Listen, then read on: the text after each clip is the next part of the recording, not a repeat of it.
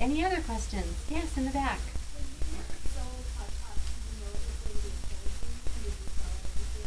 I didn't. I actually thought it was going to be a standalone novel, and it wasn't until my agent came back and said, "You have a couple publishing houses who are really interested in the book, but I've told all of them that you will write 2 books in the series."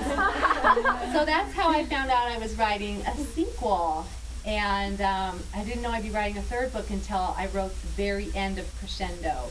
And that's why I didn't, now you know why there's a 3rd book if you've read those last few paragraphs. And so in August, I said, yes, I would really like to write a 3rd book. I really want the story, I build up in Hush Hush to Heshvan, which looks like Cheshvan in the book, that month when fallen angels can come in and possess Nephilim bodies. And I thought, I keep talking about this, but I haven't yet really written that into my books. And so I want the 3rd book to really show what happens and how that affects Patch and Nora when these fallen angels invade these bodies in droves. So I guess that's a little bit what it's about, but I haven't written any of that yet. Yes, right here. Why did you decide to change the ending of Hush Hush, or to add more to it?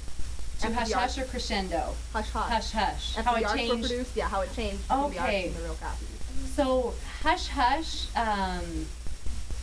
there was a version I wrote to the ending, and then when I was editing it, I changed the ending, and that version is in the early copies, and then I changed it again in the final copies.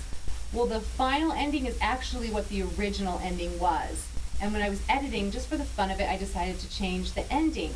And after they had printed the early advanced copies, my editor came back and said, "Can you change it back to how you originally had it?" So the final ending is really what it really was in the beginning. Does that make sense? Yeah. Okay, I blocked and flipped and blocked back. Yes, right here. Do you have any good ways, to get a writer's block if you've ever experienced it? So writer's block. I have learned that when I get writer's block, it just means I've taken the story in the wrong direction. So I usually back up and figure out where I've gone wrong, and then start writing in a new direction. Not very clear? Maybe not? Okay. Usually if I hit writer's block, it just means I'm not writing the story the way it should be told.